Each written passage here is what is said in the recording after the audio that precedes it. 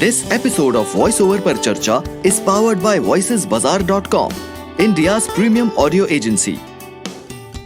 मैंने जैसे ही पढ़ा और मैंने भारत की प्रधानमंत्री श्रीमती इंदिरा गांधी ने कहा, मैंने रोक दिया कि मेरा भी यही हाल कष्ट होगा, मुझे भी निकाला ही जाएगा। पढ़िए कि साहब हाँ सिगरेट पीऊंगा तो मैं ये हो जाएगा। हो सकता है पहला पन्ना आप बहुत अच्छा पढ़ लें, लेकिन उसके बाद जब आपकी सांस उखड़नी शुरू होगी फिर दादी नानी चाची मामी सब याद आएंगे। अब एआई भी आएगा तो देखा जाएगा।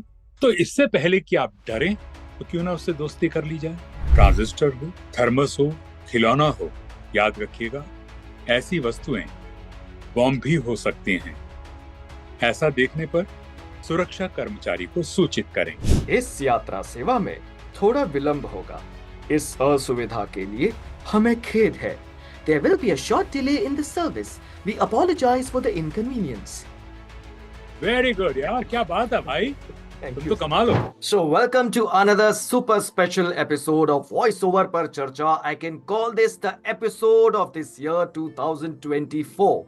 In this episode, we have the golden voice with us, a media personality, ex-national news presenter. I can say he has been the face of Doordarshan news reading, a seasoned legendary voice artist, a voice coach, a TEDx speaker.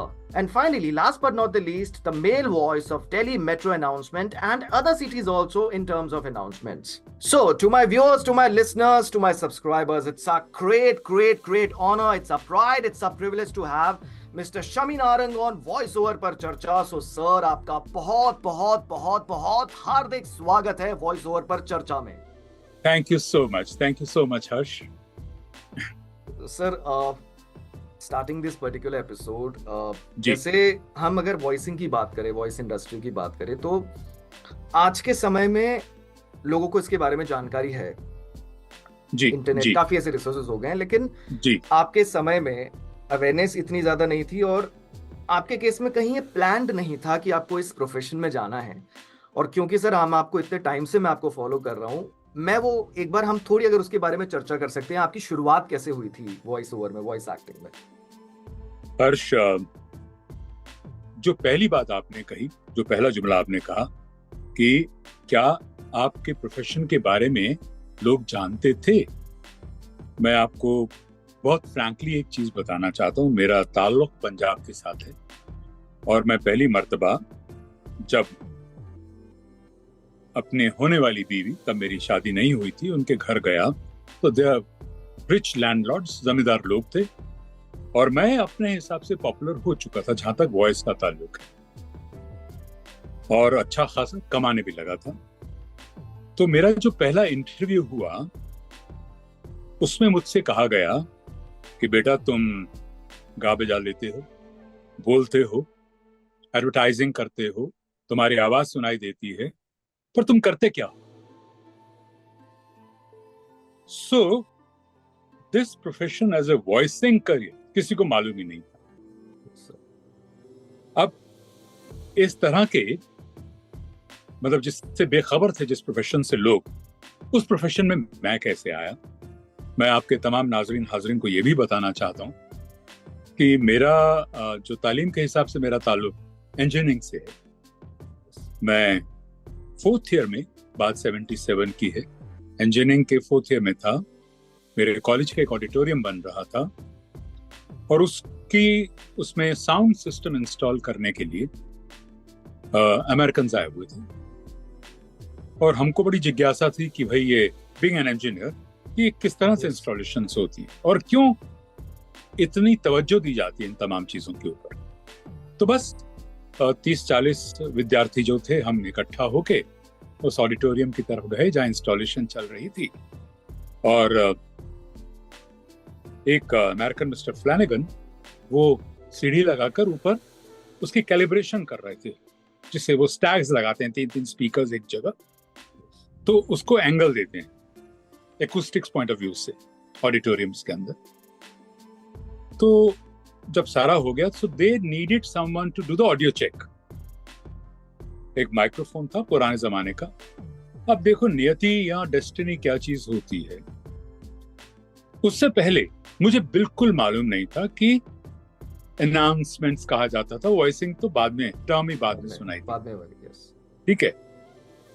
Radio को भी announcer कहा जाता था, radio announcers कहा जाता था। और वो जो हम गए तो can you imagine that man spotted me out for no reason, hey can you come here and say something on the microphone. बस पर अब बताइए कि तब्दीली कैसे हुई इन तमाम चीजों में। Why I am, why me. So like okay fine, मैं माइक्रोफोन पे गया और लोग ज्यादातर क्या बोलते हैं, हेलो हेलो 1 2 3 1 2 3। मैंने ये नहीं बोला, मैंने कोई कलाम पेश कर दिया, कोई गजल, उसको अपने मूड में, शायद वो मीना कुमारी जी की गजल थी कि यूं तेरी रह गुजर से दीवाना वार गुजरे, कांधों पे रख कर अपना अपना मजार गुजरे। सो इस तरह से कोई गजल थी, उसके कुछ आशार पढ़ने शुरू कर और मैंने बिल्कुल ऐसे पढ़े कि जैसे मैं साहब बॉर्न शायर हूं, जबकि ऐसे नई नई गजल याद हुई थी बस। तो जब वो नॉर्मली क्या होता है, even audio engineers are also used to listen to different kind of audio check, है ना, हेलो 1 2 3 1 2 3, यही होता है ना। मैंने बिल्कुल ऐसा नहीं किया।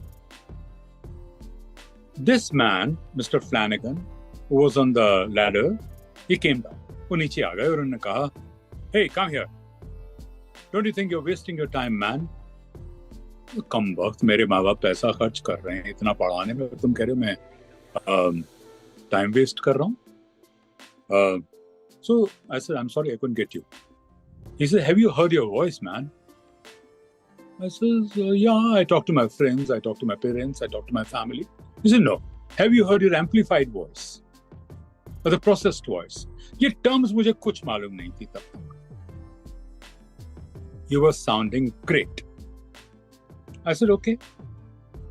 So खैर मैं फिर उसके बाद कि we are from USIS, मुझे ये भी मालूम नहीं था what USIS stood for. मतलब क्या होता है? उन्होंने कहा United States information service and we have a unit called VOA। उसका भी मतलब मालूम नहीं। So I said, what is VOA?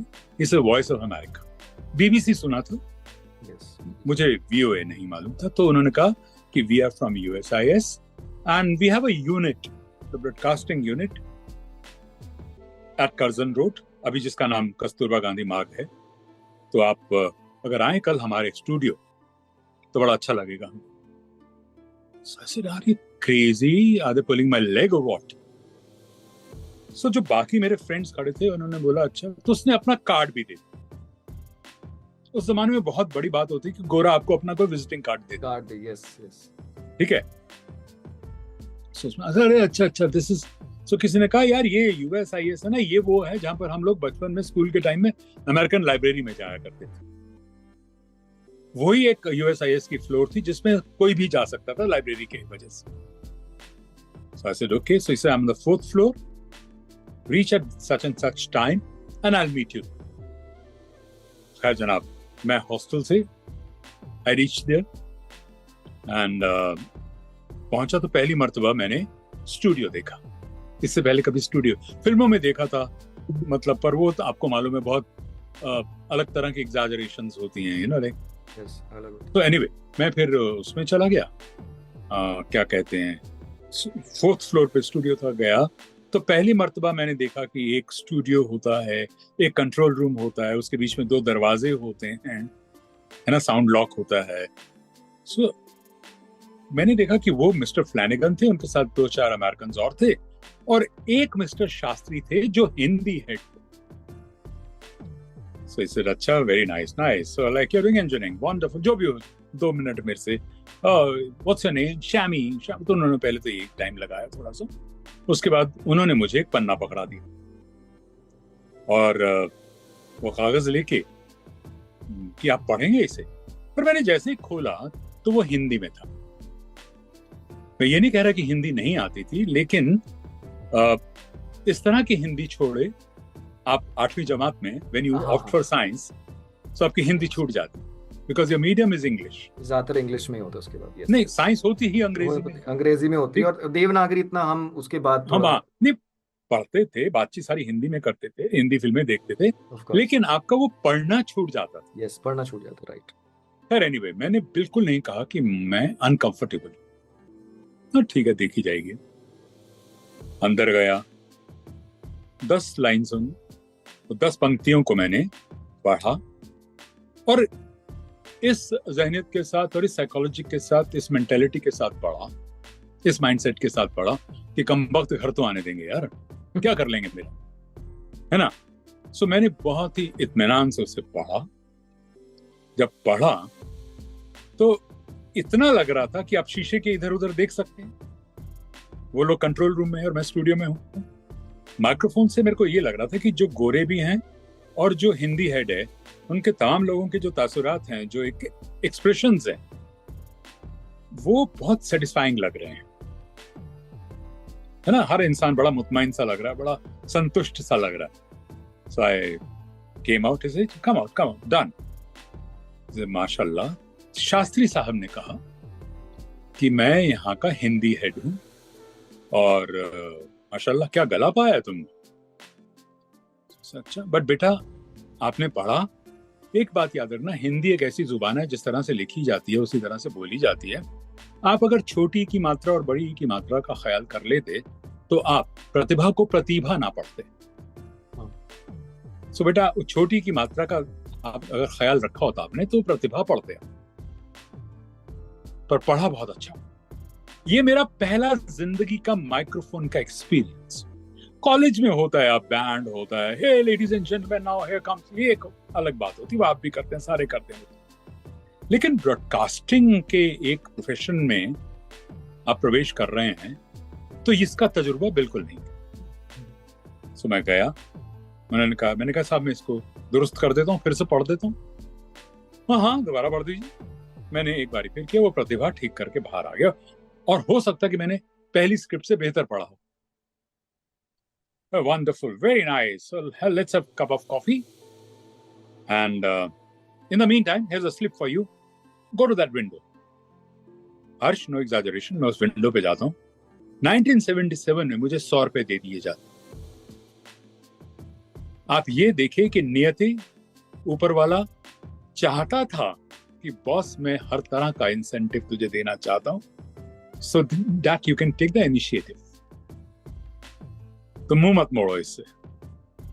बस फिर यहाँ बैठा, उन्होंने फिर लंच के बाद बहुत अच्छा लंच खिलाया, और उसके बाद क्यों गोरों में ये बड़ी अच्छी आदत होती है, if they spot out someone then they don't leave any stone unturned to have you. उसके बाद उन्होंने लंच खिलाया, फिर मुझे दूसरी स्क्रिप्ट कराई, और उसके बाद मैंने कहा शायद ये एक सैंपल रखना चाहती हूँ। कहते ये एक और स्लिप ले जाइए, 100 रुपये और उठा लीजिए। सो हर्ष 1977 में जहां आपकी मेस फी 95 रुपए हो, मंथ की नॉन वेजिटेरियन फूड की, कोई आपको 3 घंटे के अंदर 200 रुपए दे दे तो आपका क्या हाल होगा, आप सोच। Yes sir. तो मेरे साथ 77 में ये हुआ, और मैं मोज़ों में छुपा के अपनी जुराबों में 100 का नोट इधर, 100 का नोट इसमें छुपा के पहुंचा कि मैं किसी को बताऊंगा नहीं, तो मेरे सारे हॉस्टल मेट्स वो बियर की कैलकुलेशन कर लेंगे कि इन 200 रुपए में कितनी बियर्स आएंगी, है ना। तो और I wanted to share also, but डर था साले मेरी बियर पी जाएंगे इसकी, तो है ना। तो मैंने उसको किसी से शेयर नहीं किया, साझा नहीं किया। बैठा रहा, कैसा रहा, अच्छा रहा यार, और ये वो है। बट जब मैं 4th ईयर में था तो इंजीनियरिंग कॉलेज में क्या होता है, आप शायद फेमिलियर होंगे, आपको इम्प्लांट ट्रेनिंग के लिए, है ना, आप जानते हैं, you go for the implant training. किसी फैक्ट्री के साथ या किसी यूनिट के साथ आपको अटैच कर दिया जाता है, उनका एक ट्रेनिंग सुपरिटेंडेंट होता है, और आपकी असेसमेंट आपकी कॉलेज भी करता है। ये नॉर्मली हर इंजीनियरिंग कॉलेज के साथ है। मुझे एस्कॉर्ट्स मिला, जो मोटरसाइकिल डिवीजन, जो मोटरसाइकिल्स बनाते थे। तो मैं जब गया तो पहली मर्तबा जो मेरे सुपरिटेंडेंट इंजीनियर थे वहां के ट्रेनिंग, तो कहने लगे यार जब शम्मी नारंग तुम बात करते हो ना, बड़ा मजा आता है सुन के तुम्हें तो यार कोई ब्रॉडकास्टर, उनको ये ब्रॉडकास्टर वर्ड तो नहीं आता था यार, अनाउंसर होना चाहिए, अनाउंसर वर्ड ज्यादा प्रोमिनेंट था, यस, है ना। हाँ, सो ऐसे अच्छा मैंने कहा यार हाँ, मैं गया था एक जगह, उनको भी बहुत पसंद आई, बट सर मैं कहा, मेरा वो ट्रेनिंग सुबह मेरे को आपके यहाँ ट्रेनिंग पे आना पड़ता है, और वो कहते हैं कि आप मतलब आपका 11 से 2 बजे तक का हमारा यूनिट खुलता है, तभी आना पड़ेगा। सो मेरा तजुर्बा हो गया, I am very happy. So let me concentrate on my training. अब देखो, ये जो सरदारों में जो कमाल की चीज होती है ना, दिलदारी, उसका मैं कायल हो गया। मैंने पागल है, मैं तेरा ट्रेनिंग सुपरिटेंडेंट हूं ना, हमारे तो एक काम करना, तो 10 बजे गायब हो जाएगा, तो उधर जा। 3:30 बजे मेरी नेक्स्ट शिफ्ट शुरू होती। ट्रेनिंग से तेरा मतलब है, मैं ये भी नहीं चाहता तू चीट कर, तो 3:30 बजे वाली ट्रेनिंग कर मैकेनिकल वर्कशॉप की, और मैं तेरे नंबर मैंने देने हैं, असेसमेंट मैंने करनी है, फीडबैक मैंने देनी है। मैंने जिक्र नहीं करना कि तू सुबह की शिफ्ट में आता था या शाम की शिफ्ट में। So you carry on. और इस तरह से हर्ष बेटा मेरा सिलसिला शुरू हुआ। मैंने जाना शुरू किया और कुछ लोगों से मुलाकात हुई। कोई एक हमारे साथ एक मोहतरमा थी, वो भी मेरे साथ, जिस तरह से मैं हिंदी में मेल वॉइसिंग करता था, वो फीमेल वॉइसिंग करती थी। तो 2-3 लोग ही थे, पर उनका दखल एडवर्टाइजिंग में भी था, वो जो मोहतरमा थी। तो उन्होंने कहा कि शम्मी ऐसे है कि हमारे यहाँ पर विविध भारती शुरू हुआ है, first commercial broadcasting service Delhi में। उन दिनों में रेडियो सिलोन ये एड्स बनाया करते थे। यहाँ जो एड्स बॉम्बे में बनती थी, उनका कमर्शियल वॉइस हुआ करता था। सो दिल्ली में सिर्फ ऑल इंडिया रेडियो में ही अनाउंसर्स होते थे। तो हमको जब प्राइवेट हम एड्स बनाते हैं, तो हमको चोरी छिपे ऑल इंडिया रेडियो के लोगों को लेना पड़ता है। तो तुम चलो मेरे साथ कभी, अपनी वॉइस वहां दिखाओ तुम। सर चलिए, मैं तो ये बड़ी। तो फिर वो मोहतरमा मुझे एक साउंड स्टूडियो में ले गई, जहां पर ये एड्स बनती थी। तो दिल्ली में सिर्फ 2 ही स्टूडियो हुआ करते थे जिन्होंने ये कमर्शियल्स उठाए थे। मतलब वो क्या होता था कि 10 सेकंड का एक कमर्शियल, सुन मेरी बिल्लो, बॉबी 5 रुपए किलो, ऐसी वाली नहीं एड्स होती थी, है ना। सो मनमोहन की खाया कि ऐसा शुद्ध के गांव से नाता ही टूट गया, ये वाले कमर्शियल्स आया करते थे, बहुत ही बेसिक, है ना। तो उसमें एक फीमेल होती थी, एक मेल होता था। यहाँ कभी कभी म्यूजिकल जिंगल बन जाते थे, प्लस प्रीन की एक टिकिया से, है ना। तो बस 10-15 सेकंड में खत्म। तो उन्होंने कहा कि ऐसे 2 स्टूडियो हैं, और वो जो स्टूडियो चलाते हैं उनको मेल वॉइस की कमी अखरती है, क्योंकि वो ऑल इंडिया रेडियो से मंगाना पड़ता है। So when I went there, तो मुझे अच्छी तरह याद है, एक फर्टिलाइजर का कमर्शियल बन रहा था।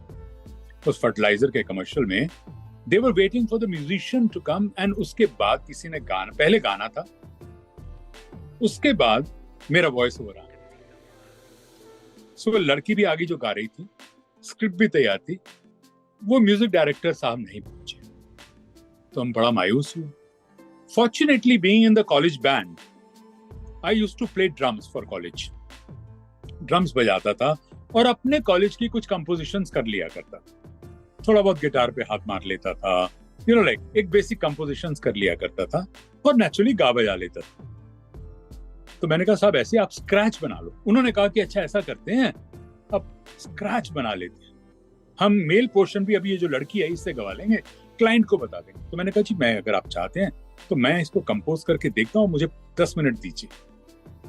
2 इंस्ट्रूमेंट, और बहुत बेसिक इंस्ट्रूमेंट होते थे, एक गिटार होता था, एक ढोलक तबला होता था, और एक पियानो कॉर्डियन। तब ये सिंथेसाइजर्स नहीं होते थे।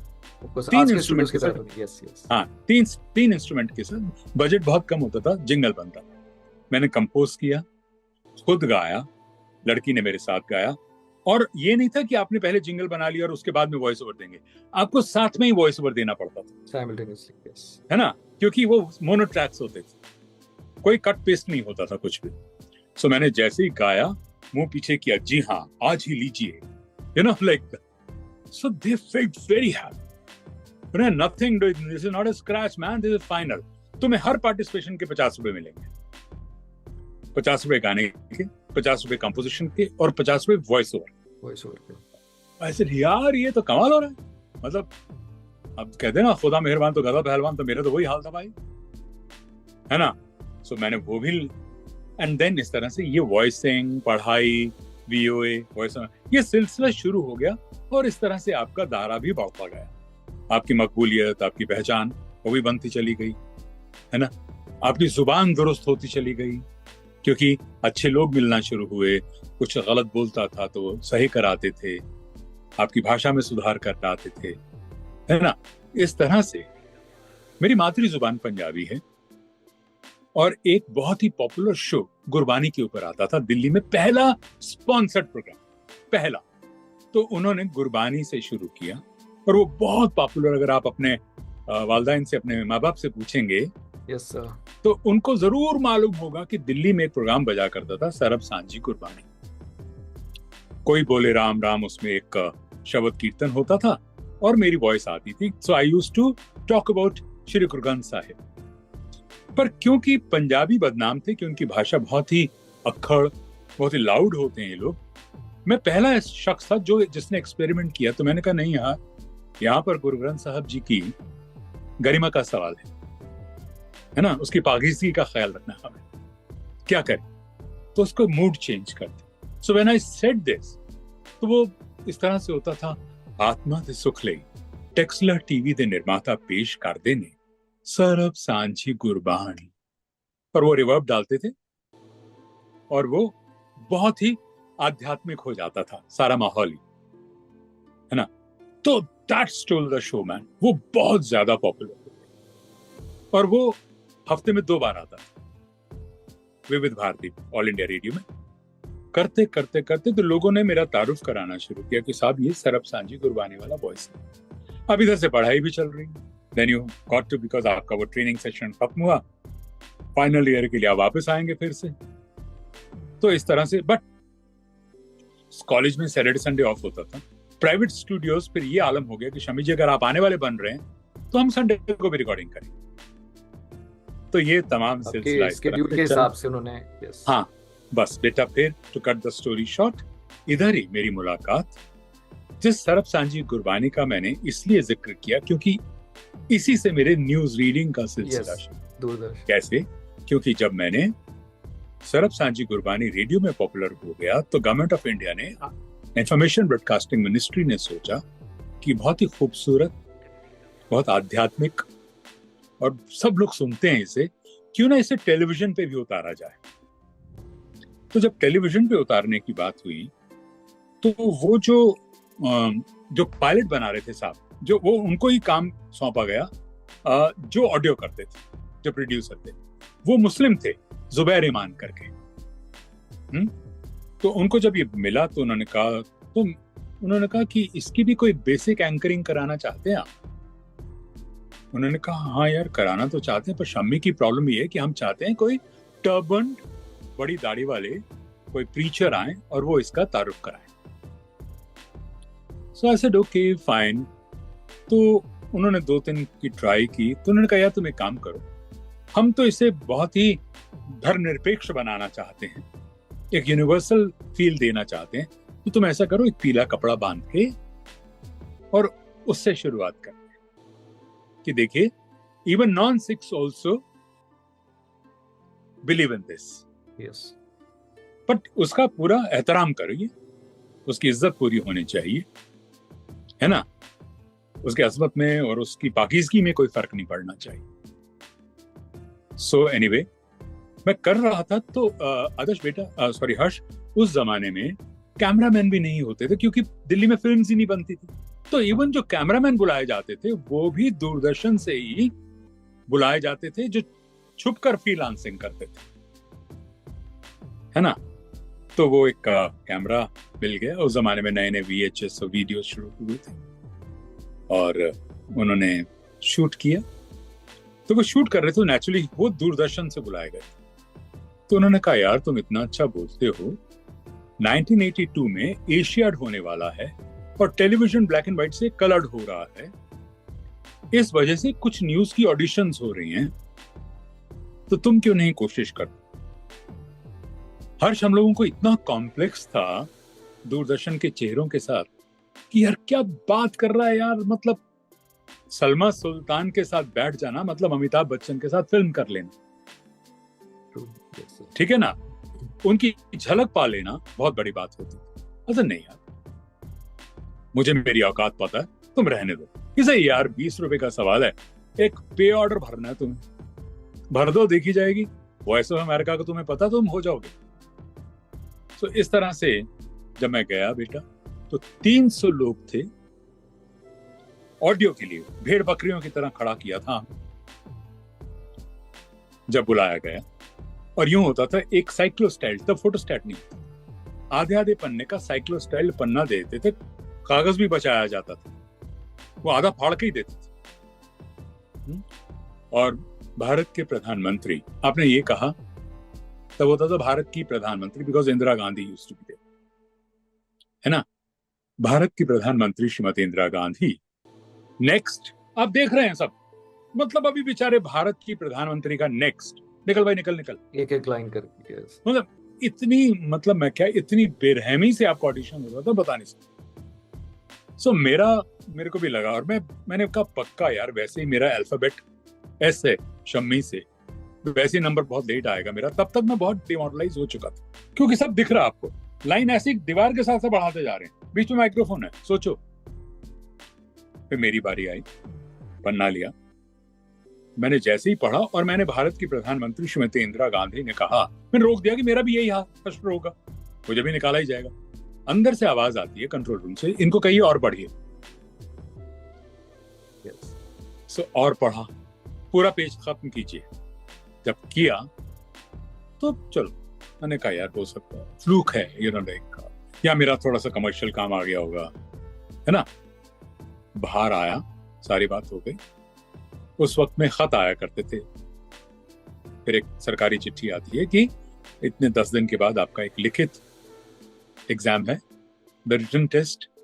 सो आप देखिए ना, कमर्शियल करना और करंट अफेयर्स की नॉलेज रखना दो बिल्कुल मुख्तलिफ चीजें, अलग अलग चीजें। yes. अलग अलग चीजें ये तो, है ना। सो खैर, मैंने सब जो भी था, न्यूज़पेपर पढ़ने का थोड़ा शौक था तो पढ़ता था।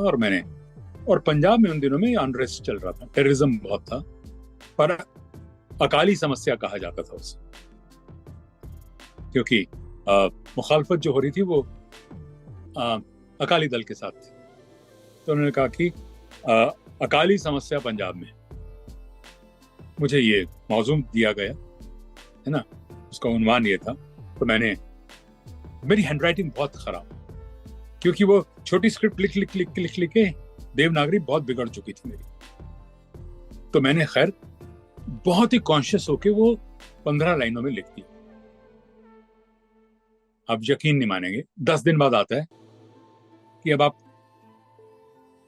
कैमरा टेस्ट के लिए आ जाइए।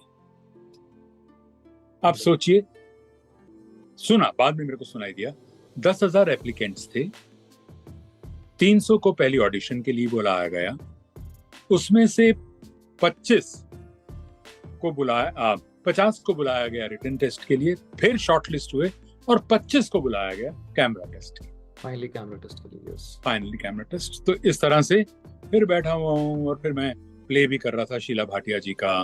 तो उसमें था कि चलो एक आउट ऑफ स्टेशन जाना था, तो शीला जी वॉज वेरी नाइस, उन्होंने बोला कोई नहीं, मेरठ की तरफ ही जाना है प्ले करने हमें, तो तुम एक काम करना, अपना एक गाड़ी लेके आ जाना, पर अपना ऑडिशन दे के आओ।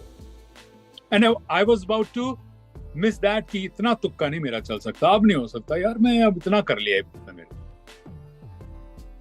एंड देन वो जो जुमला मैंने आपको पहली बारी बताया था, मेरे फादर ने भी यही रिपीट किया, चले जाओ, घर तो आने देंगे।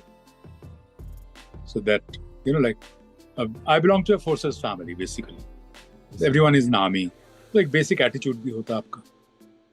तो गया, और फिर वही एस प्रॉब्लम, आपका जो अल्फाबेट है बहुत बाद में आएगा।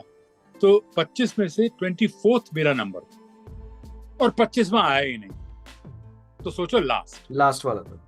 तो मैंने कहा यार, पैनल पूरा थक गया होगा इस वक्त तक, और आप कपड़े पहनने की भी तमीज नहीं थी, और कोई मेकअप वाला जो वहां से गुजर रहा था, तुम ऑडिशन के लिए आए हो, कपड़े तो पहनते ढंग के, हमें मालूम ही नहीं था कि टी शर्ट नहीं पहनी जाती। और मैंने कहा चलो यार, मेरा रिजेक्ट ही होना है, तो मैं क्या साला टी शर्ट पहनूं या शर्ट पहनूं भाई, क्योंकि मुझे उधर से ट्रेवल करके थिएटर पे पहुंचना था, और वहां कॉस्ट्यूम्स अलग होते हैं। So anyway, when I went inside, तो वो आपको नहीं पता, सब पर्दे लगे होते हैं, everything is through floor manager, through your headset. वो आपको पैनल भी आपको अंदर सिर्फ कैमरे का थ्रू ही देख रहा है, और आपको मालूम नहीं है कि आपसे कौन सवाल पूछ रहे हैं। तो वो एक ऐसे स्पीकर पड़ा होता था, आप ये बताइए, आप समाचार पत्र पढ़ते हैं? मैंने कहा जी हाँ। पता नहीं किस्मत क्या थी कि एक बार मेरे फादर से डिस्कस हो रहा था कुछ 7 दिन पहले कि यार एडिटर्स ये दुआ साहब बड़े अच्छे हैं और आजकल दिल्ली में ये ना ये भी अच्छा लिख रहे हैं, ये भी पता नहीं क्यों डिस्कस हुआ मुझे, बिकॉज ईश्वर वांटेड इट। उन्होंने वही सवाल मुझसे किया, अगर समाचार पत्र पढ़ते हैं तो कुछ प्रख्यात संपादकों के नाम बताइए। टक टक टक टक का वो राज्य बताइए जहां पर कांग्रेस की हुकूमत नहीं है। एक आध छोटी सी गलती हुई बट वो मेजरली ठीक था। ठीक है, Because it happened for a reason, like जो इत्तेफाक happened जिसको for हम a कहते हैं। reason. Yes. अरे you know why? Because क्या कर लेंगे यार, अगर आप इस बेसिकली कि मतलब what else they can do यार, कैद तो कर नहीं लेंगे। जितनी मेरे पास नॉलेज है उसी से बात कर सकता हूँ ना बेटा मैं। और मैं कोई आईएएस का एग्जाम देने तो आया नहीं कि मैं 3 साल से तैयारी कर रहा हूँ। उस current affairs, yes, yes, right. ठीक है, आप आएंगे, once you're in the water you have to learn the swimming, है ना? Right. तो इस तरह से मेरी ये शुरुआत हुई बेटा। Then I became, then आपको एक ये जरूर मैं बताना चाहता हूँ कि वो जो पूरे प्रोसेस में बाद में पता लगा कि वो पूरे प्रोसेस में I was the only one to get selected। उस तरह से फिर पहले आपको एक लोकल न्यूज में भेजते थे, उसके बाद नेशनल में। नेशनल नॉर्मली बारी आती थी आपकी कोई 6 महीने 7 महीने के बाद, लेकिन आई वाज फॉर्चुनेट कि मेरे को 2 महीने के बाद ही नेशनल पे बिठा दिया गया था, क्योंकि मिसेस इंदिरा गांधी की जब रिपोर्ट बनती थी, वो जब लौट के आती थी किसी भी यात्रा से, तो पीएम हाउस में ये कहा गया कि जैसे ही वो लौट के आएंगी और उन पे एक रिपोर्ट बनेगी, उसका जो वॉइस ओवर है वो शमील नारंग करेंगे। अब जब पीएम हाउस ने कह दिया कि वॉइस ओवर ये करेंगे, तो भाई साहब दूरदर्शन के पास, सरकारी महकमे के पास इतनी हिम्मत नहीं थी कि वो मुझे लोकल में बना के रख दे। फाइनल हो गया तो, है ना? तो ये जो तमाम बातें थी मेरे हक में होती चली गई। Then I became the national news reader. देन फिर बहुत कुछ साथ, हाँ, फिर उन्होंने कहा कि आप रेगुलर होना चाहते हैं? नहीं, बिल्कुल नहीं। ये हमारे प्लान्स होते हैं कि एक एम्पैनलमेंट होती है जिसपे आपको पर बुलेटिन पैसे मिलेंगे, जिसको आपको कैजुअल न्यूज रीडर कहा जाएगा। सरकारी होगा तो फिर मकान भी मिलता है, ये भी होता है। ऐसे नहीं, मैं सरकारी होना ही नहीं चाहता क्योंकि मेरा अपना धंधा बहुत अच्छा चल रहा था, वॉइसिंग। मैं फिर म्यूजिक करना भी शुरू हो गया, ये भी हो गया। फिर मेरी शादी होगी, my wife is a musician, used to compose music together, you know, like ये तमाम चीजें होती। सो ये होते तो ऐसे नहीं, मैं रेगुलर नहीं हूँ ना। और इस तरह से फिर वॉइस ओवर, फिर practically every 90% commercials used to be in my voice। फिर एवेन्यूज बढ़ते चले गए। पहले सिर्फ रेडियो हुआ करता था, फिर सिनेमा हॉल्स की एड्स बननी शुरू हुई दिल्ली में, फिर टीवी के छोटे छोटे कमर्शियल्स बनने शुरू हुए, फिर मतलब बहुत एवेन्यूज आने शुरू हो गए, फिर IVRs आ गए, है ना? अलग अलग कैटेगरीज, अलग अलग। और मैं क्या करता था, मैं एक पे मतलब मैं सीमित नहीं कि मैं सिर्फ वॉइस ओवर करूंगा, मैं लिखना भी शुरू कर दिया, मैं म्यूजिक भी कंपोज, मैंने यार यहाँ मैं उस्ताद, ये मैं अपॉर्चुनिटी नहीं छोड़ी। And every jingle used to be very popular. मैं जहाँ मतलब बड़े बड़े प्रोजेक्ट्स आने शुरू हो गए, करते करते करते, एंड देन म्यूजिक हुआ। फिर मेरे को मेरा एक और हाथ मिल गया, मेरी वाइफ, वो बॉम्बे से आई थी, ग्रेट सिंगर, वो हरिहरन, पिनाज मसानी, कविता कृष्णमूर्ति, वो गुरु बहन भाई थे सारे। बहुत मशहूर डायरेक्टर जयदेव जी, जो फिल्म इंडस्ट्री में अल्लाह तेरो नाम, अभी ना जाओ छोड़कर, उसके जो म्यूजिक डायरेक्टर थे, उनसे वो सीखती थी। तो आई तो म्यूजिक मेरे को बड़ी हेल्प होगी, तो वो डिपार्टमेंट उन्होंने संभाल लिया। मैं लिरिक्स लिखने बहुत अच्छा शुरू कर दिया, कॉर्पोरेट सॉन्ग्स बनाने शुरू कर दिए हमने मिलकर, मेरी अपनी टीम हो गई।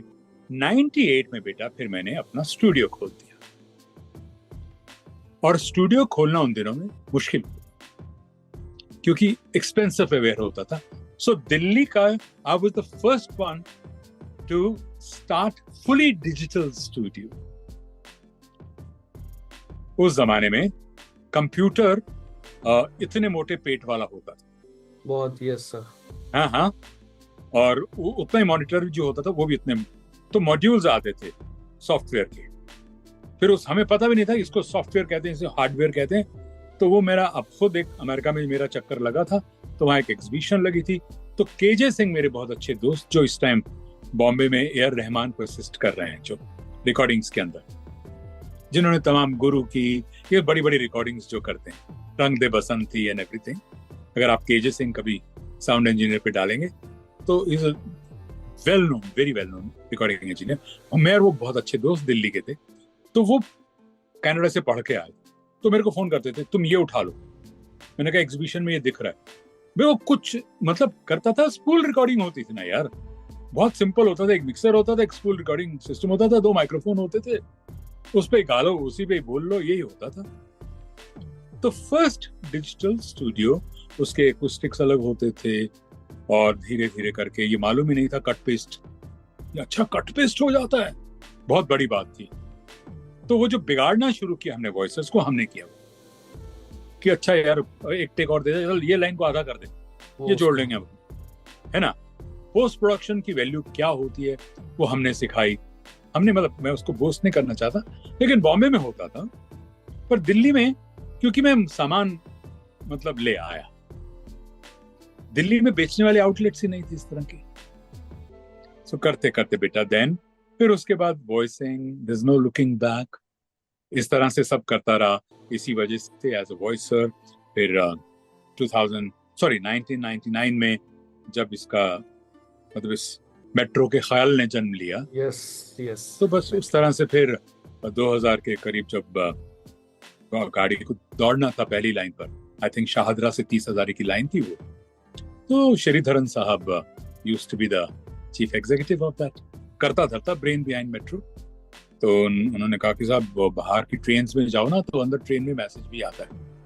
और हाँ, ये तो ट्रेन जो हम बाहर से लेकर आए इसमें तो वो सिस्टम भी है, पर ये तो सोचा नहीं कि इसकी रिकॉर्डिंग कौन करेगा। उस जमाने में ऑटोमेशन नहीं होती थी।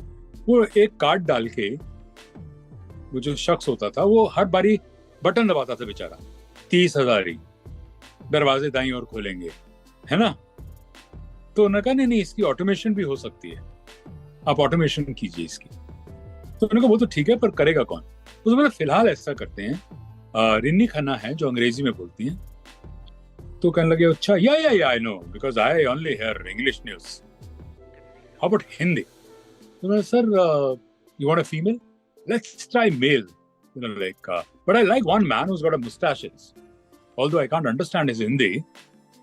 उसने कहा, are you talking about Shammi नार? या नारंग नार। भाई साहब इस तरह से इब्तिदा हो गई मेरी मेट्रो से। ट्रायल के ऊपर हमें बुलाया गया, हमने भी कहा, और वो उसको बोलते थे टेस्टिंग ट्रायल बेसिकली। ऑडियो कैसा होगा, पैसे वैसे भी नहीं मिले उसके कुछ भी, ठीक है ना। फिर धीरे धीरे करके लाइन का एक्सपेंशन हुआ, फिर उन्होंने फीडबैक ली। फीडबैक का सबसे अच्छा ये था कि इतनी रिकग्नाइज्ड वॉइसेस थी हम दोनों, तो जैसे लोग चल रहे, ये तो शम्मी नारंग, ये तो रिन्नी है। अब आप बिना देखे ही कोई आपको रिकग्नाइज कर रहा है, तो इसका मतलब आपकी आवाजें इतनी लोकप्रिय हो चुकी हैं। यस सर, आप घर घर की आवाज बन चुके हैं। तो उसने कहा yes sir, let's stick to them, 2 लाइनें और करा के देख लेते हैं, ना हुआ तो बदल देंगे। फिर टचवुड वो सिलसिला बढ़ता गया और हम लोग यहाँ तक पहुंच गए। सर एक रिक्वेस्ट, एक छोटी सी झलक उसकी मिल सकती है, मैं मतलब मेक्स मी रियली नॉस्टैल्जिक, जो कोई भी एक अनाउंसमेंट जो आपकी फेवरेट हो। मेरी अनाउंसमेंट यार फेवरेट तो इस तरह से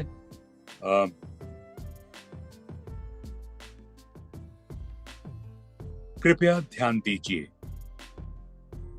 कोई भी वस्तु यदि आपको संदिग्ध लगती है, चाहे वो ट्रांजिस्टर हो, थर्मस हो, खिलौना हो, याद रखिएगा ऐसी वस्तुएं बॉम्ब भी हो सकती हैं।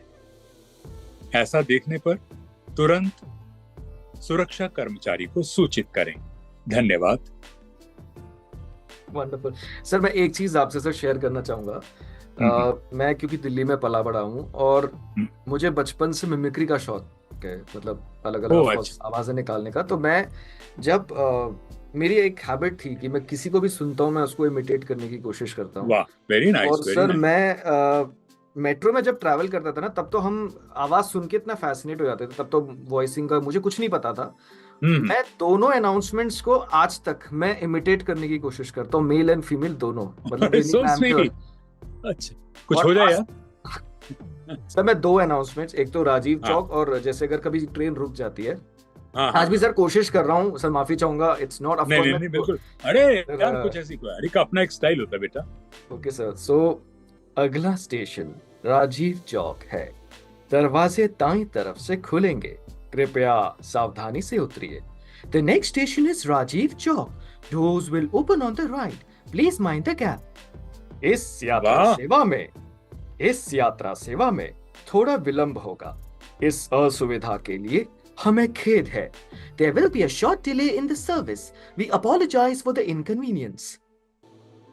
वेरी गुड यार, क्या बात है भाई। तुम तो कमाल हो यार, वाह वाह वाह। तो सर ये सर और एक मतलब और ये हाँ मतलब सर। मर्द और खातून दोनों की आवाज निकालते हो यार, क्या कमाल कर रहे हो तुम तो यार। तो सर बचपन से, और सर आप बिलीव नहीं करेंगे, मुझे इतना ज्यादा मतलब क्रेज, पैशन, अभी तो सर मैं इस कॉन्वर्सेशन में खो गया हूँ। मतलब होता है ना सर, से मेरे आवाज, ये कानों में आवाज गूंज रही है के हिसाब से, मैं जो इतना पैशनेट हूँ सुनने के लिए। सर 2018 की बात है, मैं वॉइसिंग को एज अ मेरे लिए साइड हसल था उस टाइम पे। अब मेरे कई सारे काम है, जैसे मैं डिजिटल मार्केटिंग करता हूँ, मैं कंसल्टेंट हूँ, मैं ट्रेनिंग भी देता था उसकी दिल्ली में। तो मैं 2018 में पिन ड्रॉप मीडिया में एक ऑडिशन था, उसको काफी ऑफ कोर्स टाइम हो गया, और वो कोई बाहर के कोई प्रोजेक्ट था। और ऑनेस्टली बता रहा हूँ सर, मैं उस इंटेंशन से आया था कि ठीक है, ऑडिशन तो दूर की बात है, मैं आपकी आवाज सुनने के लिए स्पेशली आया था। मुझे ये तो उम्मीद नहीं थी कि मेरी आपसे कभी बात हो पाएगी या नहीं, तो इतनी सारी लाइन लगी थी, और मैं एक फॉर्मेलिटी के लिए ऑडिशन देके आ गया, मेरा ध्यान भी नहीं था। आप मिर्ची के लिए तो नहीं आए थे? मिर्ची के लिए नहीं सर, मिर्ची नहीं था, कुछ बाहर का कोई प्रोजेक्ट था, कहीं जैसे यूएस अच्छा, में बाहर का कुछ कॉन्ट्रैक्ट है, ठीक है। कुछ कैसा बहुत कॉन्ट्रैक्ट सारे लोग था। हमारा स्टूडियो लेते हैं, या ये सर, तो मैं आया था, और उसमें मैंने जैसे ऑडिशन दिया, और कुछ मेरे जानकार वॉइस आर्टिस्ट मुझे दिखे, और उसके बाद मैंने जैसे एक ऑडिशन रूम है, और साइड में शायद, मुझे एग्जैक्टली याद नहीं है कॉन्फ़िगरेशन, साइड में शायद एक जहाँ पे गैदरिंग टाइप होता है, जैसे जो जितना मुझे याद है। हाँ, मुझे कॉन्फ्रेंस रूम टाइप होता है। यस, कॉन्फ्रेंस रूम चाहिए। तो मुझे फिर आपकी आवाज सुनाई दी, तो मैंने वहां 2 मिनट 3 मिनट में खड़ा रहा सुनने के लिए, और मैं फिर घर वापस चला गया। अच्छा सर, पता नहीं, मुझे थोड़ा लग रहा था कि शायद अलाउ करेंगे नहीं करेंगे सर, बहुत सारे लोग एक्चुअली क्या होता है, जब किसी और की रिकॉर्डिंग चल रही होती है ना, तो हम नॉर्मली अंदर नहीं आते, क्योंकि उनकी अपनी प्राइवेसी होती है, उनके अपने प्रोजेक्ट्स होते हैं। लेकिन वो अगर they are more than welcome जब वो लोग आते हैं, मिलते हैं, मुलाकात अच्छी लगती है सबके साथ।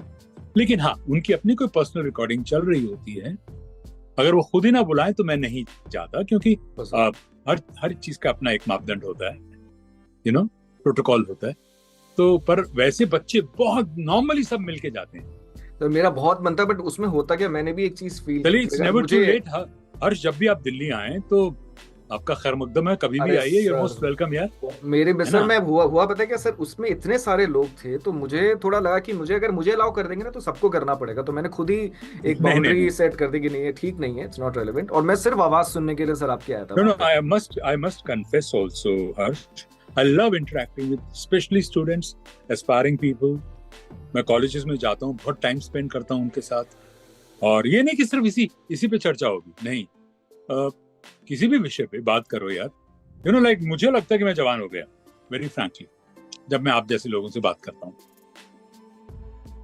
Sir great sir. एनीवेज, अभी जैसे आज के समय में, आज के इस डिजिटल दौर में, अभी काफी अपॉर्चुनिटीज आ गई है, यूट्यूब का आना, ओटीटी का आना, मैं ओवरऑल बात कर रहा हूँ, वॉइस एक्टिंग, वॉइस ओवर। जी। आपकी क्या अभी आज के समय में 2024 वो लोग जो इसमें एक अपना करियर बनाना चाहते हैं, अपॉर्चुनिटीज भी हैं, चैलेंजेस भी हैं, दोनों, उस पर एक बार बाद में बात करेंगे। तो आपकी इस बारे में क्या राय है in 2024 if someone wants to pursue a career in voice over, voice acting? हाँ बेटा, 2 तरह के वॉइसिंग में देखिए बहुत सारी अपॉर्चुनिटीज है, मौकों की कमी नहीं है। Let be very frank with you, and people are doing, और एवेन्यूज इतने ज्यादा हो गए हैं कि कहीं से शुरू कर लीजिए। एडवर्टाइजिंग तो एक वर्ल्ड हो गया, उसको छोड़िए। आज बहुत सारी फिल्म्स जो कॉर्पोरेट बनती हैं, डॉक्यूमेंट्रीज बन रही हैं, वॉइस ओवर जा रहा है उसमें। फिर ये मत सोचिए कि मेरी अंग्रेजी या हिंदी ही अच्छी होनी चाहिए, जो प्रादेशिक भाषाएं हैं, रीजनल लैंग्वेजेस, उनका भी इतना स्कोप हो गया है कि हर भाषा की ट्रांसलेशन हो रही है, डबिंग्स हो रही हैं, है ना।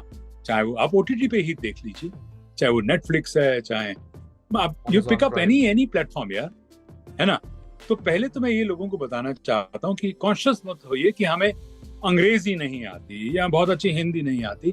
अगर आपको अपनी प्रादेशिक भाषा भी आती, जो आपकी मातृ जुबान है, उसमें पर उसको मांझिए, उसमें महारत हासिल कीजिए, उसके परफेक्शनिस्ट बनिए आप। मतलब होता क्या है कि जिस तरह से अल्टीमेटली गाना वही गा रहा है बेटा जो सुर में गाता है। आप कई बार क्या होता है, कॉलेज में आपको कहेंगे अरे क्या गाते हो, लेकिन आप जब 20 लोगों के गायकों की भीड़ में जाते हो तो आपका 19वां नंबर, क्योंकि 18 सीखे हुए लोग होते हैं या रियाजी लोग होते हैं, let's put it this way. तो ये वॉइसिंग अपने आप में पहले तो अपने आप में कला है, रियाज है, गुरुओं की मार खानी पड़ती है, उनसे इंटरेक्ट करना पड़ता है। जिस तरह से अच्छा संगीतज्ञ बनने के लिए, गायक बनने के लिए आपको अपनी ईगो को त्यागना पड़ता है ना। आप इस लेवल पे भी पहुंच जाएं तब भी आप यही मान के चलिए कि आप शिष्य हैं। जब ये खसूसियात और ये विशेषताएं, ये भाषा का ज्ञान आप लेकर चल रहे हैं तो आप उस फहरिस्त में शामिल हो जाते हैं। और ये बिल्कुल आपको सिफारिश की वजह से कि जी वो शमी नारंग ने भेजा, एक बार बुला लेंगे, 2 बार बुला लेंगे, लेकिन वॉइसर सबसे अच्छा वही कहलाता है, कहते हैं ना कि एक छत के तले सब कुछ मिले। आप मैगी नूडल से लेकर अपना प्रधानमंत्री तक बेच लें, मतलब आपकी वॉइस में इतनी कन्विक्शन होनी चाहिए कि आप अगर आज अपने प्रधानमंत्री की कन्वर्सिंग कर रहे हैं, वो भी उतनी ही ऑथेंटिक सुनाई दे, उतनी ही अच्छी सुनाई दे। और अगर आप मैगी नूडल बेच रहे हैं, स्टाइल बदल सकते हैं। तो वर्सेटिलिटी, भाषा का ज्ञान, know about the script, you know, to understand the script is also very important, context. ये तमाम चीजों का जो एक गुलदस्ता होता है वही आपको सजाएगा और आपकी वॉइस को मकबूलियत हासिल कराएगा। Let be very frank with you. तो ये जो तमाम चीजें हैं, और कभी ये मत सोचना कि यार मैंने अगर सफलता को सफलता बोल दिया, कौन सा फर्क पड़ता, समझ तो आ गया, है ना। या मैंने नुक्ता नहीं लगाया तो कौन सा फर्क पड़ता, शम्मी भाई समझ तो आ गया ना। पर अगर, माफ कीजिएगा, बेहतर बोलने वाला कोई सामने आ गया तो फिर कंपैरिजन होगा ही, वो होता है कंपैरिजन, यस, राइट, है ना। सो ट्राई कि आप जब कोई चीज सीखते हैं वो बंदा देखा जाए। तो अगर आप कह रहे हैं कि मैं फिर मिलूंगा, भाई मैंने फिर नहीं बोला, तो कौन सा फर्क पड़ता, बात तो वही होगी ना कि फिर मिलूंगा, चाहे मैं फिर बोलूं या फिर बोलूं। लेकिन जो फिर बोल के गया ना, उसका 1 नंबर ऊपर हो गया। सो परफेक्शनिस्ट बनने की कोशिश कीजिए और अपने बड़ों से अगर आपको वक्त या मौका मिलता है किसी अच्छे पढ़े लिखे इंसान से बात करने का, तो सीखिए, अपने गले को पूजिए। Let's not have any voice abuse. बड़ी गलत फहमियां लेके हम चलते हैं कि साहब मैं सिगरेट पीता हूं then I sound very sexy. हाँ, ये मिथ को तोड़िए। पहली बात तो आज भी बेटा मैं आई एम 68 नाउ, हाँ मैं 68 साल की उम्र में आज भी 30 पेज बिना पानी का घूंट पिए मुकम्मल करता हूं और मेरी एनर्जी में कोई कमी नहीं आएगी। वो सिर्फ गला नहीं, वो मेरे फेफड़े भी साथ दे रहे हैं मेरा। सो ये सिर्फ गला सब कुछ नहीं, आपकी ओवरऑल जो हेल्थ है दैट ऑल्सो हेल्प्स यू। सो बच्चों को मेरी गुजारिश है, बेटा इन चीजों में मत पढ़िए कि साहब हाँ सिगरेट पीऊंगा तो मैं ये हो जाएगा। हो सकता है पहला पन्ना आप बहुत अच्छा पढ़ लें, लेकिन उसके बाद जब आपकी सांस उखड़नी शुरू होगी, फिर दादी, नानी, चाची, मामी सब याद आएंगे आपको। राइट। तो मेरा कहने का मतलब है, first of all know voice abuse. दूसरी बात बेटा, मैं बच्चों के साथ ये भी जो बेसिकली है, एक वॉइसर बनने के आपने पूछा कि क्या क्या चीजें, ये तो हो गया जो जो बेसिक लेके आप आते हैं। उसके बाद तो आपकी अपनी शख्सियत है, आपकी पर्सनालिटी है, आपके संस्कार हैं, ये सब आईना है आपके, ये झलक जाते हैं। आप पढ़ने बैठते हैं, अच्छे लोगों का एहतराम करते हैं, अच्छी स्क्रिप्ट को आप सराहते हैं, आप उसकी ग्रामर को आप ठीक करना जानते हैं, है ना? तो people will love you for that. कहते हैं ना, एक छत के तले सब कुछ मिले। तो प्रोड्यूसर ऑल्सो लाइक्स कि बॉस, ये आदमी हर्ष जो आया था ना मेरे पास, ये सिर्फ बोलना ही नहीं जानता बॉस, हाँ यार, यहाँ मैं स्क्रिप्ट में मेरी ये व्याकरण में गलती थी, है ना? इसको उसने कहा कि नहीं, ये होना चाहिए।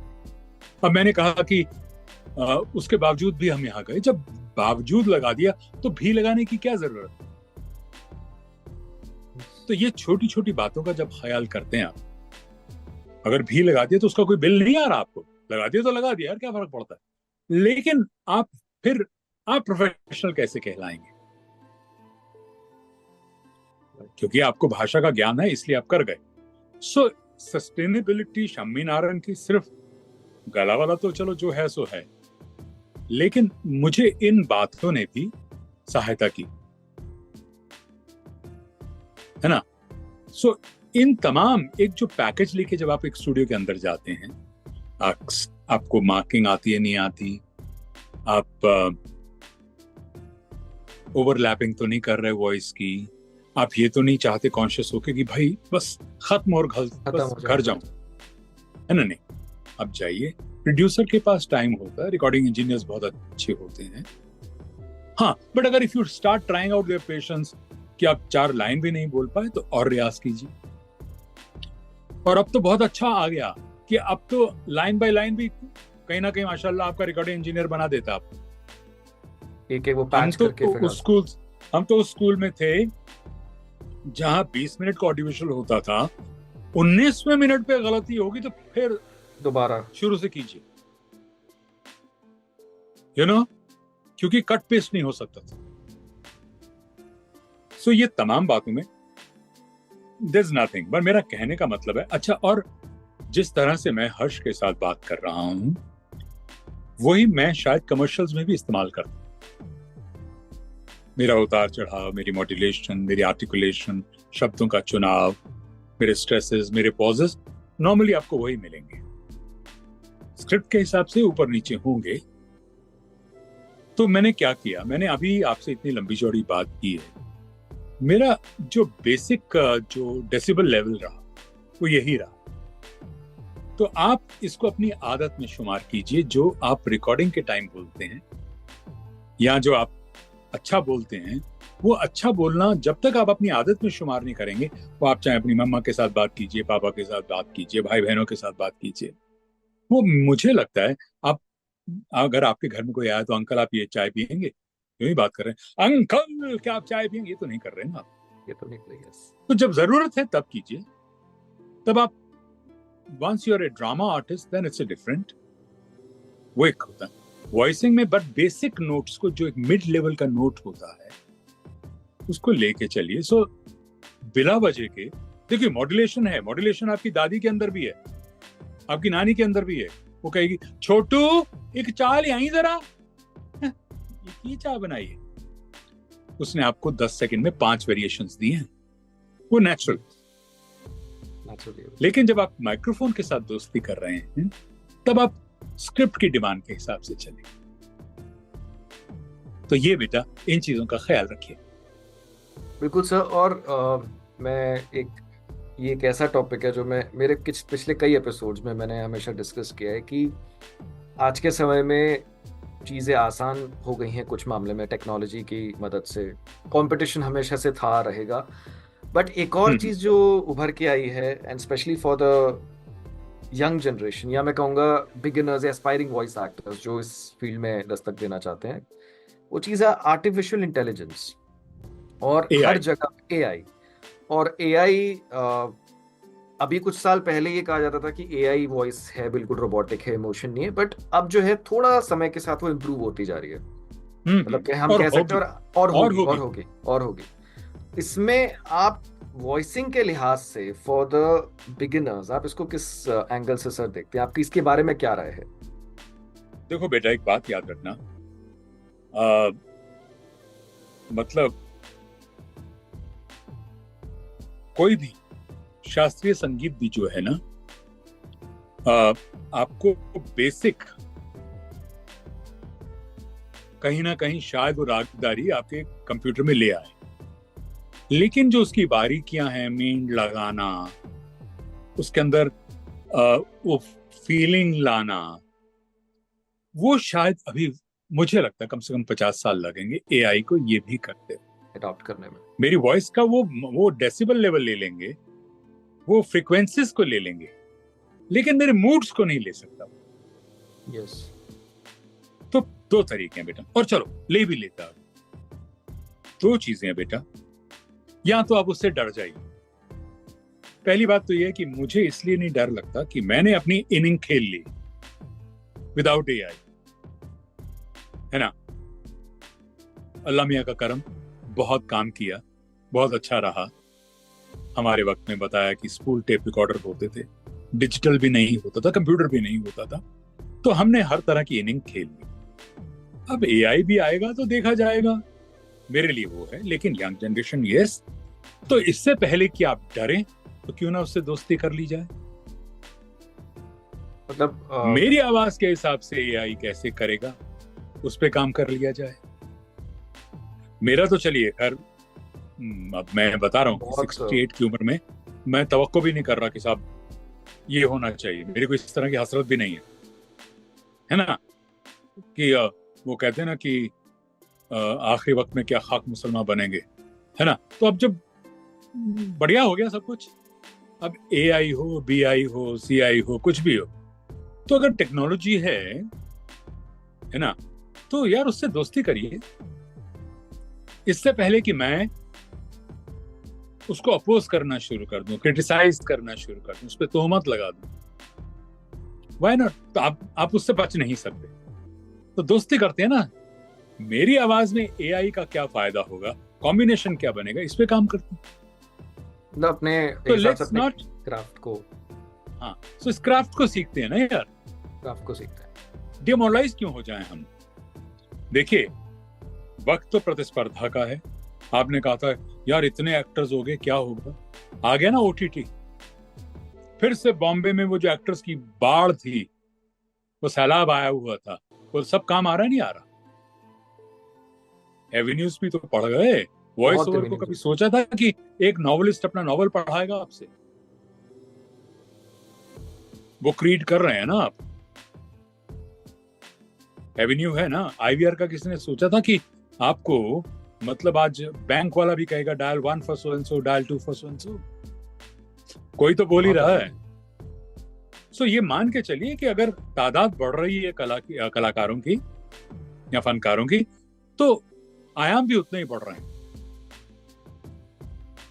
सो don't worry, let's take it very positive. Technology आई है, हाँ मैं मानता हूं कि पिछले 40 सालों में और आने वाले 10 सालों में, खासकर पिछले 30 सालों में, there was a volcanic eruption, ज्वालामुखी फूटी थी। इंटरनेट आ गया, मोबाइल आ गया, कंप्यूटर आ गया, क्या क्या नहीं हुआ। तो अब आ रहा है तो आने दो ना यार, क्या कर सकते हो। इनएविटेबल है, रोक नहीं सकते उस चीज को। एब्सोल्युटली, जब वो चीज आपसे, जब इसको थामा नहीं जा सकता, रोका नहीं जा सकता, और क्यों दोस्ती करते हैं ना यार, इसका बेस्ट फायदा उठाते हैं। आज आप ऑडिशन देते हैं, मेरे से वॉइस सैंपल्स बच्चे मांगते हैं, मैं कुछ में क्या फोन पे रिकॉर्ड करके भेजू बेटा, मैंने अगर मैंने असेस करना है तो इसी पे कर लूंगा। तो ये तमाम बातों का ख्याल रखिएगा, and I think let's welcome AI also. आता तो आने दो यार।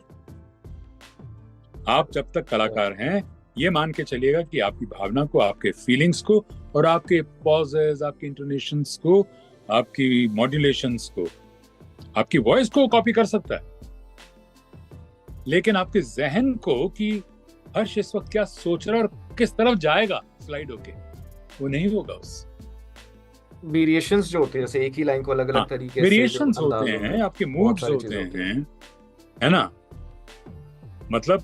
और फिर कई बार क्या होता है बेटा, टेक्नीशियन भी दुखी हो जाता है। आज आते हैं मेरे पास बहुत बच्चे जो गाना गाते हैं, सर वो ऑटो ट्यून पे ठीक कर लीजिएगा ना इसे। सो हमें कहीं, हम बहुत ज्यादा खुश नहीं होते, लेकिन जो नेचुरली सुर में गा के जाता है उसकी हम खुशी मनाते हैं और उसी को रखते हैं। आज ऑटो ट्यून जानते हो, बेसुरे सुर में गा रहे हैं, लेकिन जब कोई सुर पे, जब स्टेज पे जाता है, वहां तो कोई टेक्नोलॉजी काम नहीं आएगी, वहां तो जो जिसमें क्राफ्ट होगा वही कर पाएगा। आप जब जाते हैं, स्टेज एंकरिंग्स करते हैं, आप एक कॉन्फ्रेंस को मॉडरेट कर रहे हैं, आप उसके पैनल डिस्कशंस को मॉडरेट कर रहे हैं, तो वहां तो एआई साथ नहीं जा रहा ना आपके, वहां तो हर्ष की मॉड्यूलेशन ही काम आएगी ना बेटा। जैसे और जैसे मतलब कहीं ना कहीं लिमिटेशन भी है, जैसे न्यूज एंकर भी आजकल हम कहीं देखते हैं कि मतलब वो शायद अभी मैंने कुछ समय पहले देखा था जी न्यूज या वो जितना मर्जी आप एक न्यूज एंकरिंग करें, मैंने उससे कहा कि ओके मैंने गाली दी सपोज कीजिए, और उसका रिएक्शन उतने टाइम में जब तक वो प्रोसेस करेगा कि आगे से क्या बोलना है, तुम्हारी खुद की हंसी निकल जाएगी कि भाई क्या कर रहा तू। तो जो बेसिक एक इंटरेक्शन बिटवीन ह्यूमन बीइंग्स है, देखो ये तमाम वॉइसिंग वगैरह, ये कहीं ना कहीं माइक्रोफोन भी आपको आपके हिसाब से रिएक्ट कर। मुझे लगता है कि मेरे लिए आसानी आज भी है कि हर्ष आए, बोले और जाए। मैं क्यों प्रोसेस करने बैठूंगा एक एक लाइन को, मतलब हाँ किस पे फर्क पड़ेगा, अगला स्टेशन ले लिया, वो चलाते चलेंगे, वो वॉइस पप्पू की होगी, उसमें टीटू की लगा देंगे। हाँ, यही होगा ना ज्यादा। और तभी मैं बोल रहा हूँ यार, वो ठीक है, वो कोई बहुत क्रिएटिव वाली बात भी, ऐसा कोई मतलब कोई रेवोल्यूशनरी नहीं था। हमने अपनी, देखिए बेटा, मेरे बच्चों के बच्चे भी, अगर मेरा डिजिटली मेरी टेप्स चेंज नहीं होती, मेरी रिकॉर्डिंग्स, या राजीव चौक का नाम राजीव चौक रहेगा, है ना, और ग्रीन पार्क रहेगा, तो वो कहेंगे कि दादा की वॉइस है। Let me very frank with you. तो इसी की खुशी मनाओ कि हमारा मुस्तकबिल कैसा होगा, और सर ये है कि फॉरएवर के लिए अगर ये एक जगह आपकी आवाज को सराहा जाता है, अब लोग मतलब वो एक बेंचमार्क बन गया, तो वो हमेशा के लिए वो चीज अमर हो गई है कि आप टेक्नोलॉजी की मदद से। हाँ, तो ये है, इसलिए बी नेचुरल, टेक्नोलॉजी का एहतराम करिए, उसको वेलकम करिए कि आने दो भाई, तुम आओ, मेरे साथी बनो, जहां तुम्हारी जरूरत होगी मैं जरूर इस्तेमाल करूंगा, लेकिन अपनी सलाहियत को, अपनी काबिलियत को बहुत ज्यादा उस पर मत डालिए। गिव अप मत कर दीजिए, मेरा कहना, गिव अप नहीं करना चाहिए, ठीक है ना, और डरना भी नहीं है, दोस्ती करना। Absolutely sir. So sir thank you so much for coming. Harsh, बहुत अच्छा लगा, और बहुत ही हमारी और तुम्हारी मुलाकात जो जब तुम पहली बार आए थे तो वो मिस हो चुकी है, तो उसको पूरा करने के लिए जब भी दिल्ली आओ जरूर मुलाकात करिए हमारे साथ। बिल्कुल sir, it will be entirely my pleasure to welcome. So और बिल्कुल सर, मतलब मैं खुद नहीं जानता सर, जब मेरी आपसे फोन पे बात हुई, मैंने 48 घंटे कैसे निकाले हैं, मैं मतलब सोच रहा था आज सुबह जितनी मेरी रिकॉर्डिंग्स है मैंने कोई ऐसी बात नहीं वो करती है सर, बहुत एक चाहत थी। और मैं सर एक और चीज है, मैं काफी टाइम से जनवरी से मैं ट्राई कर रहा था एक्चुअली टू रीच आउट। हाँ, मेरा थोड़ा सा प्रोजेक्ट्स चल रहे थे, एक एंकरिंग्स चल रही थी, मैं एक मॉडरेट कर रहा था कोई प्रेस कॉन्फ्रेंस, और प्रेस कॉन्फ्रेंस नहीं, एक बिजनेस पैनल डिस्कशंस थी, उन पे जा रहा था थोड़ा सा, तो ये वो भी अपने आप को मसरूफ रखने के लिए, और कुछ नहीं। So finally again thanks a lot। और मैंने अभी किसी को बताया नहीं, मेरे पेरेंट्स जो मैं बताऊंगा तो वो नहीं आपने कहा, मेरा रिगार्ड दीजिएगा उन्हें, क्योंकि उन्होंने तो मुझे बहुत देखा होगा। यस सर, बिल्कुल, मैंने बताया नहीं, उन्होंने पूछा, उनको जैसे थोड़ा बहुत अंदाजा, मैं घर से पॉडकास्टिंग भी करता हूं, और मेरा नमस्कार बोलिएगा उन्हें। बिल्कुल सर, आदाब बोलिएगा, so like and give my regards to them. Sure sir, sure.